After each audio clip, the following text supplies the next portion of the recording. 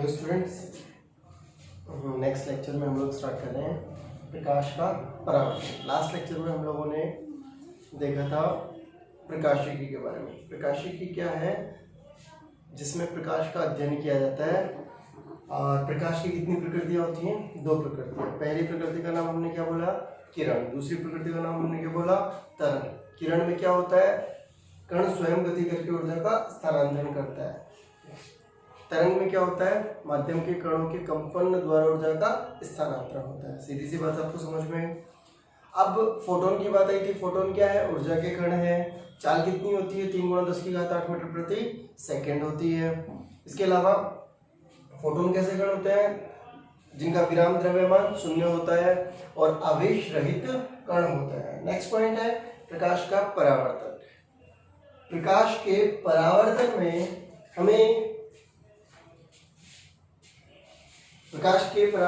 हमें फोटोनों का परावर्तन समझना है। क्या होता है परावर्तन का मतलब? सीधी सी बात है कि कोई भी चीज लौट कर वापस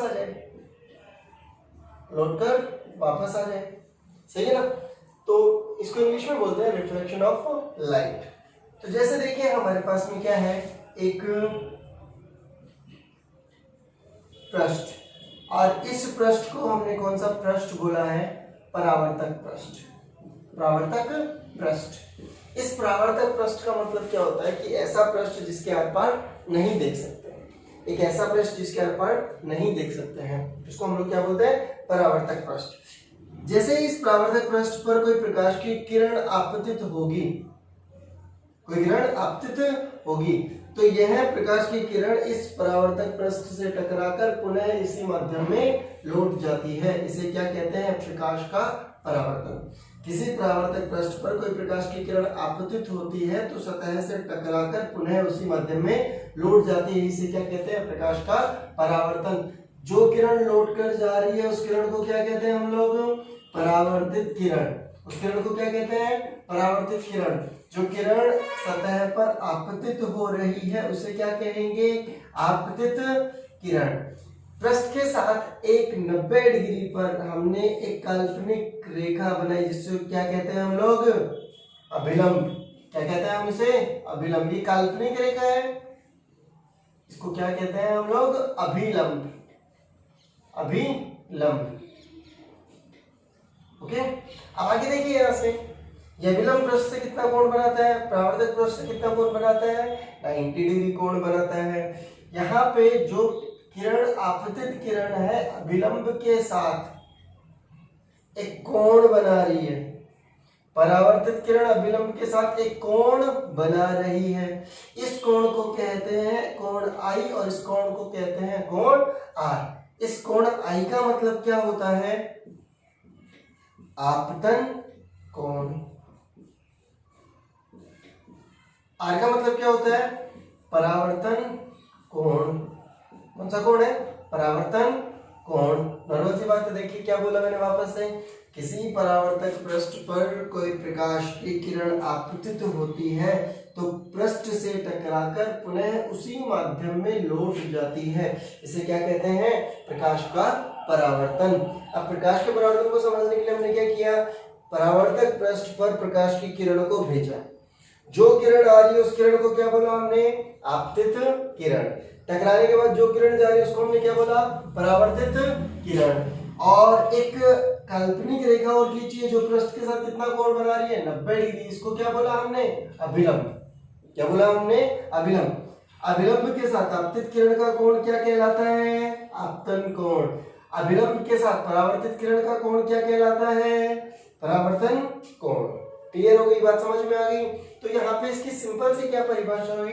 जब प्रकाश की किरण किसी परावर्तक पृष्ठ पर आपतित होती है तो परावर्तक पृष्ठ से टकराकर पुनः उसी माध्यम में लौट जाती है। प्रकाश का किसी पृष्ठ से टकराकर पुनः उसी माध्यम में लौटना क्या कहलाता है?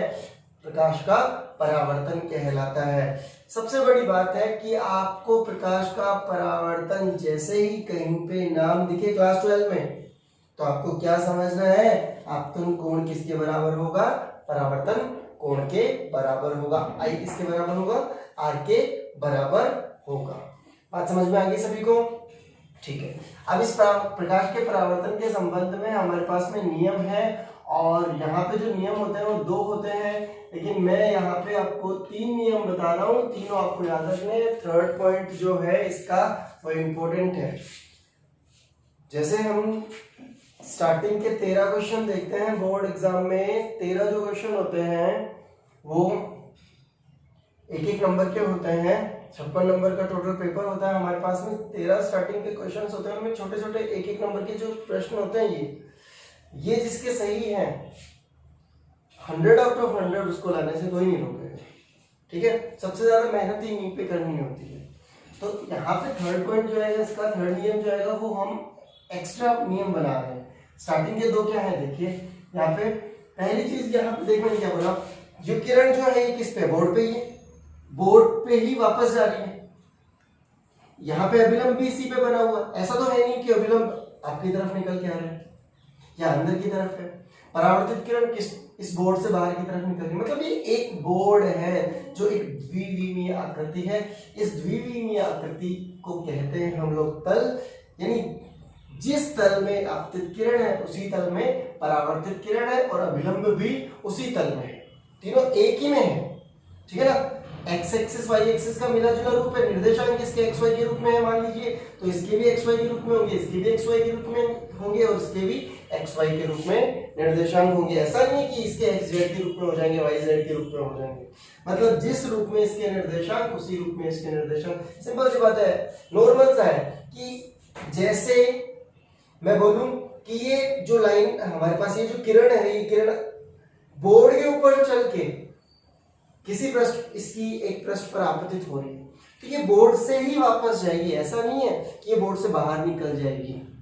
समझ में, बोर्ड से बाहर निकलने का मतलब, मान लीजिए ये एक्स एक्सिस, ये वाई एक्सिस, तो तीसरा तो जेड हो गया ना। हमेशा आपतित किरण, परावर्तित किरण, अभिलंब, ये जो होंगे इनके जो निर्देशांक, यदि एक्स वाई एक के हैं तो तीनों के निर्देशांक इसके रूप में होंगे, एक्स वाई के रूप में होंगे। नॉर्मल सी बात आपको समझ में आ गई होगी, बायोमैथ्स कोई नई चीज नहीं है। ठीक है ना, बायो स्टूडेंट सोचिए एक्स वाई क्या है, यानी निर्देशांक के 10th क्लास में सीधा सीधा देखा था एक्स और वाई, यानी एक्स और वाई हमेशा यही रहेंगे। यदि वाई जेड है तो वाई जेड ही रहेंगे, चेंज नहीं होंगे। इसके लिए एक्स वाई निर्देशांक, इसके लिए भी एक्स वाई निर्देशांक, इसके लिए भी एक्स वाई निर्देशांक। बात समझ में आ गई? तो मैं यहाँ पे क्या कह सकता हूँ, आपतित किरण और अभिलंब, परावर्तित किरण, तीनों एक ही तल में, तीनों किसमें होंगी, एक ही तल में। ठीक है, दूसरा क्या बोला, आपतन कोण किसके बराबर होगा, परावर्तन कोण के। तीसरा जो है वो इंपॉर्टेंट है, वो आपको याद रखना है। देखिए क्या है तीसरा जो पॉइंट है वो इंपॉर्टेंट है, वो क्या है, ध्यान दीजिएगा। ये जो फोटोन आ रहा है, यहाँ से ये जो फोटोन आ रहा है, ये फोटोन सतह पर आपतित होगा। जैसे बॉल हमारे पास में जिस पर गुरुत्वाकर्षण कार्य नहीं कर रहा है, ये बॉल टकरा के इस दिशा में जाएगी ना, क्लियर सी बात है। नॉर्मल सी बात, हम बॉल को ऐसे फेंकेंगे तो उसी दिशा में जाएगी आगे की तरफ। इनके दोनों कोण क्या हो गए, बराबर। अब यहाँ पे क्या बोला, जब इस पर गुरुत्वाकर्षण काम नहीं कर रहा है तो ये अपने पथ को इस प्रकार से न रख के सीधा रखेगी, रखेगी या नहीं रखेगी, बात समझ में। गुरुत्वाकर्षण प्रभावी होता तो इसका पथ कैसा होता, परवलयाकार। ठीक है ना, नॉर्मल सी बात है कि इसका पथ कैसा होता, परवलयाकार। प्रक्षेप पे गति पढ़ी थी क्लास 11 में। ओके चलो ठीक है, देखते हैं। ये जो फोटोन जिस स्पीड से आएंगे उसी स्पीड से जाएंगे। आपतित किरण की चाल जितनी होगी उतनी ही चाल किसकी होगी, परावर्तित किरण की। तो तीसरी लाइन में हम लोग क्या बोल सकते हैं, परावर्तन की घटना में, परावर्तन में किरण की चाल तरंग दैर्घ्य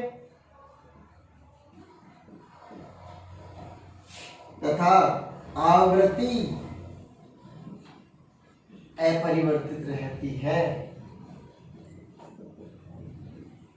इन पर कोई प्रभाव नहीं पड़ता है। बहुत इंपॉर्टेंट बात है। प्रकाश के परावर्तन में किरण की चाल तरंगदैर्घ्य और आवृत्ति अपरिवर्तित होती है, सभी कांस्टेंट होती हैं। जैसी चाल आपतित किरण की वैसी ही चाल किसकी होगी, परावर्तित किरण की। क्या आप सबको ये बातें समझ में आ गई है, क्लियर हो गया? चलो ओके, ठीक है। अब नेक्स्ट पॉइंट हम लोग देखते हैं, इसके पास नेक्स्ट पॉइंट स्टार्ट करते हैं। नोट्स बनाते चलना, ओके। पीडीएफ आपको मिल जाएगी। इसके बाद आगे इसके संबंध में कुछ कॉन्सेप्ट दे रहा हूं आपको, कुछ चीजें समझा रहा हूं। सबसे पहली चीज हमें विचलन कोण ज्ञात करना है। क्या ज्ञात करना है? विचलन कोण। विचलन कोण ज्ञात करना है। विचलन कोण की बात कर रहे हैं हम लोग। एंगल ऑफ डेविएशन, विचलन कोण हमें याद करना है, एंगल ऑफ डेविएशन। थोड़े इंग्लिश के वर्ड्स भी याद रखा करो, आपको काम आएंगे। विचलन कोण, विचलन कोण को मान लीजिए मैं यहाँ पे एक नाम दे रहा हूं, डेल्टा, डेल बोल सकते हैं हम लोग इसको। तो विचलन कोण ज्ञात करना है। मान लीजिए हमारे पास में ये एक परावर्तक पृष्ठ है। इस परावर्तक पृष्ठ पर प्रकाश की किरण ये आपतित हुई,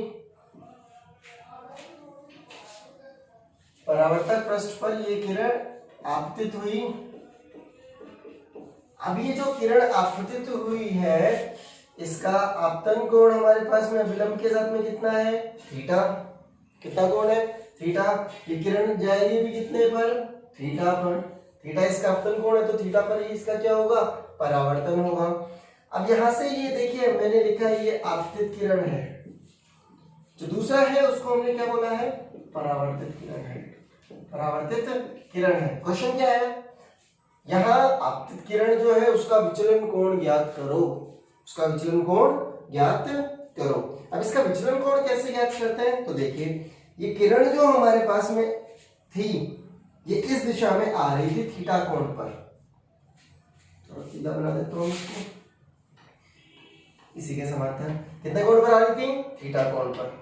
अभी मान लीजिए ये परावर्तक पृष्ठ नहीं होता, ये परावर्तक पृष्ठ नहीं होता तो ये किरण किस प्रकार से जाती?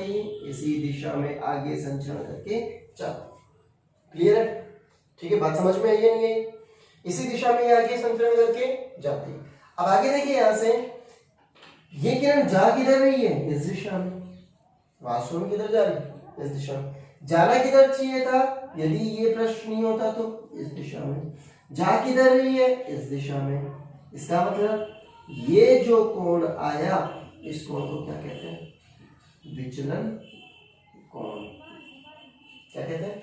विचलन कोण। बात समझ में आई सभी को?